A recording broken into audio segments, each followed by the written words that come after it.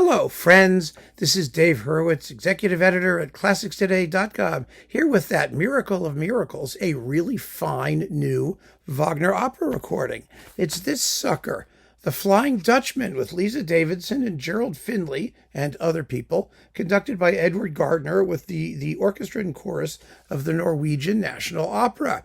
It's really, really, really good. And, The Flying Dutchman's an opera that's been so unlucky on disc. The best recording is Klemperer's, whether you get the studio version or the, pirate or whatever it is, or the air check of the live recording that was made at the same time. It was 1968, I think.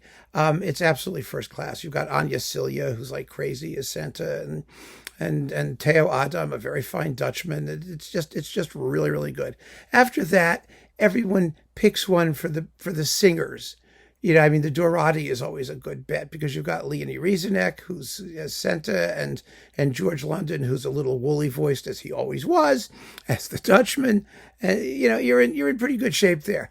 Eric is always, you got to wonder about. You got to pity the poor schlub. If there's ever a role where the guy has he wanders around wondering why he's there. The poor man. You just feel sorry for him. Dahlund is a jerk, but you need a big burly bass to do it. And everybody complains. And I think the reason everybody complains, first of all, is that you have to decide which version you're going to use, the one-act original or the three-act revision. This is the three-act revision, in case you're curious. And I don't think that matters terribly. How you're going to do the ending, I actually like the original ending the best because the transfiguration stuff at the end sounds stupid. It really does.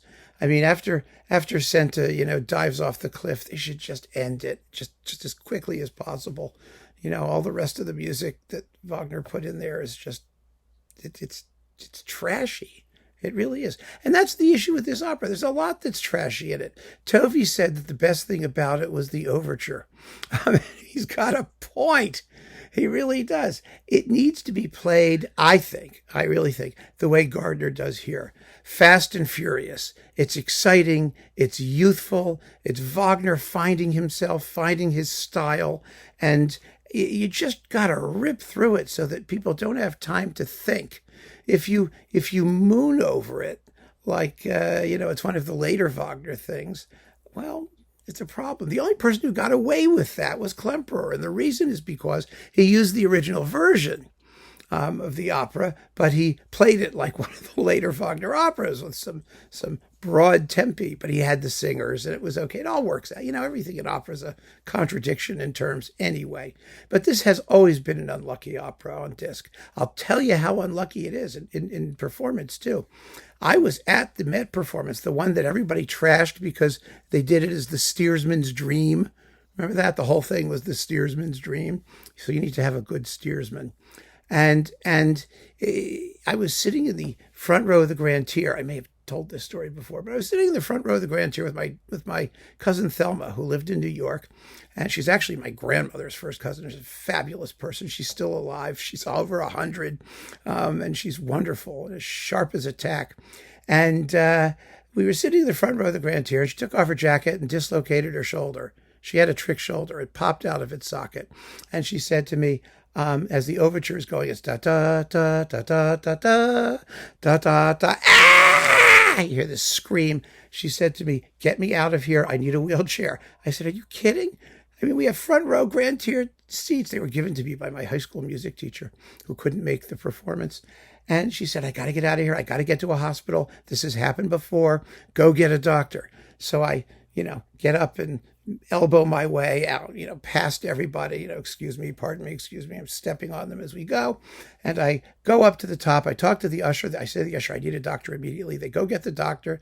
The doctor comes. He gives me a couple Tylenol. He says, "Give her these. Tell her to sit through the performance." It was the one-act version, by the way.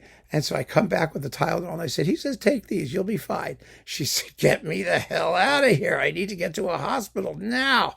So I said, "Okay." So I get up and I scrunch over, everybody. I said to the doctor, we got to get her out of there. We have to get get a wheelchair, and we'll get her out. So they get the wheelchair. It's at the top of the grand tier, and she gets up, and she's in horrible pain. Every movement is agony, and she's like, and everybody's going shh, like this. And we get to the emergency room. It was what hospital was it? It was like St. Luke's at that point. It doesn't exist anymore even. On a Saturday night in New York City when I was like 12. It was so much fun. Anyway, the whole we don't have to go through it again. That's how unlucky the opera was. I spent the entire opera in the emergency room, and given what everyone said about the production, I was the lucky one apparently.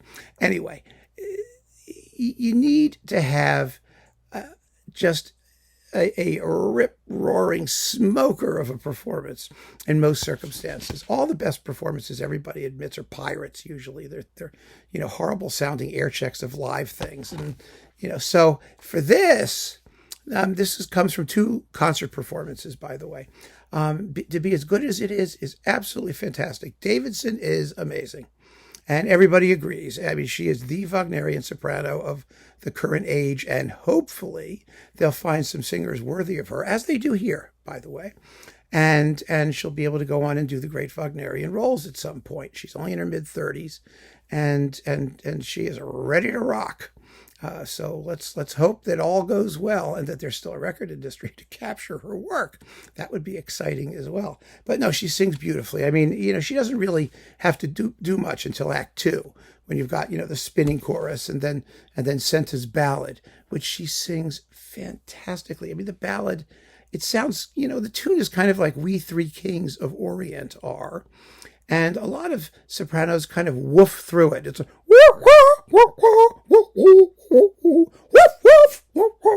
like that, You sound like sort of like an overactive chihuahua. And she doesn't. She is not in chihuahua mode, which is really, really a good thing. It's incredibly moving, and it has a folk-like simplicity at the beginning and then broadens into, the more mysterious and interesting stuff. I mean, remember, she's crazy before the opera even starts. Let's see, who else do we have here? We have, Daland is Brindley Sherratt, really fine singer. He's a jerk, and he's nasty, and he makes a deal with, to dump his daughter and, on the Dutchman, and he doesn't know what he's doing. And, but he's aptly sinister and kind of clueless, which is what you want in Daland as Eric. Stanislas de Barbeyrack does very, very nicely. Everybody complains about Eric, but Eric really is such a wuss. And he has so, his role is so thankless. And Barbeyrack just sings beautifully, especially in the third act, his cavatina, or whatever that number he does is. It's not a cavatina because it's German. So it can't be a cavatina. It's a Zangchen or a Zungerschingen. Well, no, it doesn't matter. Anyway, he does really well in his duet with Davidsen. He holds his own beautifully. He's got a lovely voice, and that's all we need. Let's see, who's the Steuermann? Eirik Grøtvedt. He does his thing, and then Mary is Anna Kissjudit, and she's okay too. I mean, there aren't any weak links in this cast. There really aren't. But the Dutchman, Gerald Finley. We've got to talk about Gerald Finley. Yet Finley is a fantastic leader singer, and he's done. I admire his recordings on Hyperion, and he's done just beautiful song stuff. I'm not as familiar with his work in opera, and he's not going to be as big voiced as George London was for Dorati, or Theo Adam, who is at his absolute best for Klemperer.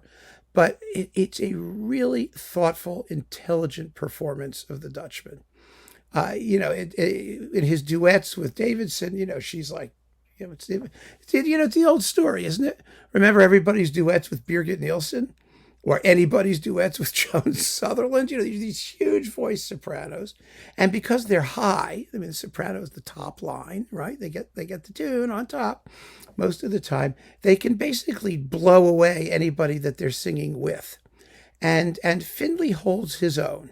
He really does, and more than that, in his big monologue, at the beginning, in the first act, he's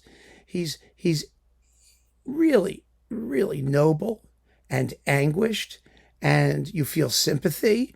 It's the right deal. It really is. And if his voice is not as big as hers, I think that's a very petty complaint, because nobody's voice is going to be as big as hers. You're not going to find anybody who's going to be able to outblast a really good centa. It just doesn't happen.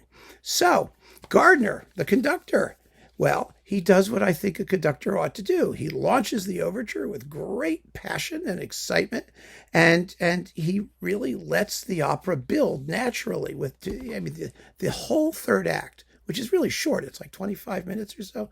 My God, it's exciting. I mean, it really races to its conclusion. And some people, of course, would rather have, their Wagner last longer. I'm not one of those people. The faster they can push the bitch off the cliff, the happier I get. I'm serious. You just, the end has got to be thrilling. And it is here. My God, it's exciting. Everyone's screaming at everybody. The chorus is shouting, and then over she goes, and it's just tremendous. Absolutely tremendous. So I am thrilled to be able to say that this is definitely one of the best Dutchmans on disc. God knows it's right up there at the top, and it's a first-class Wagner opera recording that somehow got made. I mean, how many more fortuitous circumstances we will encounter in future, I can't even begin to say. But in the meantime, and wait a minute, that's not even the best. You actually get a booklet, and the booklet has the libretto. Oh my God, the libretto. And it's in German and English. I am absolutely stunned that they even bothered to do something like correct. Good for Decca. Yay. So definitely give this a shot. You're going to love it. You really will. Even if you're not a Dutchman fan, even if you're not a Wagner person, it really shows just how exciting this music can be. And we could use it. We really could. The Wagner needed it desperately. So keep on listening, friends. Thanks for joining me. Take care.